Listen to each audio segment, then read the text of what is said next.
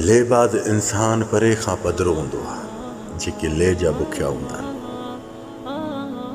वे पाण खे एतिरो ले में रखंदा आहिनि पर इहे वरी पाण खां वॾी हैसियत वारनि जी हेठियाई बि घणी कंदा अथव।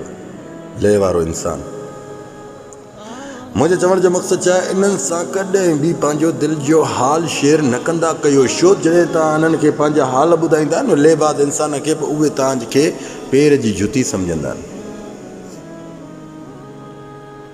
लेबाज़ जॾहिं घर खां ॿाहिरि निकिरंदो आहे, मां अॻु तव्हां सां कहिड़ी ॻाल्हि कई त इन जा तारा हेॾे होॾे फिरंदा त मूंखे केरु थो ॾिसे। ऐं इहे कंहिंजी भलाई बि कंदा न, अकेलाप में न कंदा आहिनि। ज़रूरु 10, 15, 20, 25 माण्हू गॾु करे उन्हनि जे साम्हूं तव्हां सां भलाई कंदा।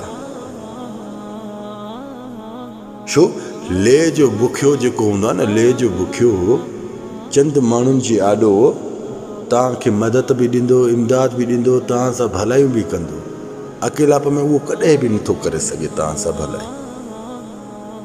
उन इंसान जे आॾो पंहिंजा क़ीमती लखनि ऐं करोड़नि जा लफ़्ज़ न विञायो। छो त उन जे आॾो तव्हां विञाईंदो, उहे तव्हांखे पेर जी चौंपल सम्झंदा। तव्हां हिकु इंसान आहियो जेकी अल्लाह खे ख़ूबसूरत आहियो।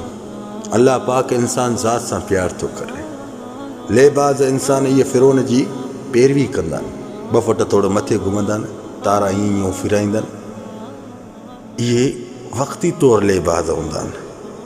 जॾहिं वरी इन्हनि जे मथां भित किरंदी आहे न, त पोइ इहे लेबाज़ उन्हनि जो सहारो वठंदा आहिनि जेके पाण ॿिए कंहिंजे सहारे हूंदा आहिनि। उन्हनि जी हेठियां ई निवड़त बि कंदा आहिनि।